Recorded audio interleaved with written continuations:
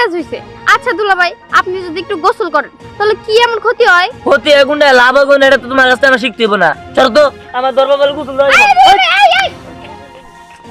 বুঝলাম না, এটা কোন জাতের দুলাভাই? গোসল করতে চায় না। ছি! আচ্ছা না আমার মায়ের জমিটা দেখছো? দেখছি। আচ্ছা চাচি, তোমার একটা কথা কই, তুমি আর তোমার মাইয়া 2 দিন পর পরই যে এই যে বালতি আর মগ নিয়ে তোমার সামনের পিছনে দৌড়াও, এইগুলো মানুষ দেখে খারাপ পায় না? মানুষ খারাপ করলে কি হইব? ওই গেদরের বাচ্চাই তো বুঝো না এইখানে। যদি ঠিক মতো গোসল আদি করতো তাহলে কি আমার দৌড় পাড়া লাগতো? আমরা দুইজন তো বুঝি, কিন্তু আমার জামাই তো সেটা বুঝো না। বুঝই না যেহেতু, তাহলে তুমি যাই না শুই না তোমার মাইয়ার এরকম একটা গিদ্রা জামাইয়ের কাছে বিয়ে দিছো কে? বিয়ার আগে থেকেই তোর এরকম স্বভাব। শোনো মা, সব জায়গায় এত তাল মিলায়ও না, বুঝছো? আমার জামাই আবার এতটাও খারাপ না। পরি, তাল মিলানোর কি আছে? শাশি তো ঠিকই কইছে। শোন পরি,